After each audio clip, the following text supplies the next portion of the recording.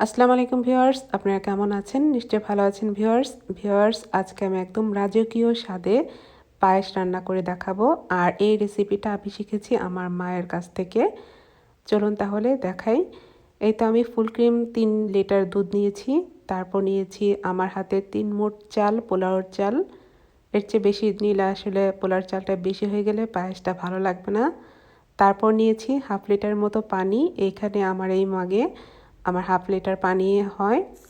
Viewers, এখানে আমি পেস্তা বাদাম, আমন্ড বাদাম আর কিশমিশগুলো আমি ভালো মতো কেটে ধুয়ে তারপর একটু ঘির ভিতরে একটু চিনি দিয়ে তারপর আমি ভেজে নিচ্ছি। এটা খুব ভালো লাগে ভেজে তারপর পায়েসের উপর দিয়ে দিলে। আমি এখানে একটা হাঁড়িতে 3 লিটার দুধ দিয়েছি। তারপর পানিটা দিয়ে দিলাম হাফ লিটারের মতো। মনে রাখতে হবে 3 লিটার দুধে হাফ লিটার পানি দিতে হবে। তারপর আমি 2 টুকরা দারচিনি আর 3টা এলাচি দিয়ে দিয়েছি।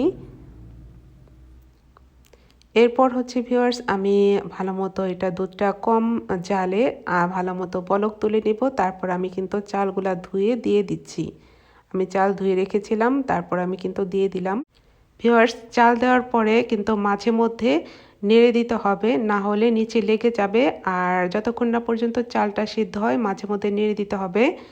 আর এরই মধ্যে আপনাদের কাছে একটু রিকোয়েস্ট করে দিই রেগুলারের মতো, আমার চ্যানেলটি যদি আপনাদের ভালো লেগে থাকে প্লিজ সাবস্ক্রাইব করবেন, লাইক দিবেন, শেয়ার করবেন ফ্রেন্ডস অ্যান্ড ফ্যামিলির সাথে।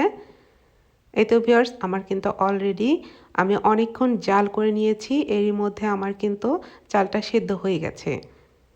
এই পর্যায়ে আমি চিনিটা অ্যাড করব। আমি 1 কাপের মতো চিনি দিব 3 লিটার দুধের জন্য।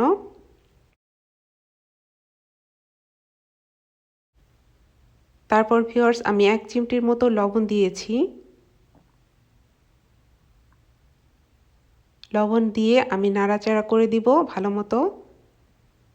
আর এখন আপনারা একটু চিনিটা টেস্ট করে নিতে পারেন। আপনাদের যদি আর একটু চিনি ভালো লাগে তাহলে দিবেন। আমার কাছে মনে হয়েছিল আমার আর একটু লাগবে, সো আমি আরও ছোট চা চামচের 2 চামচ দিয়েছি।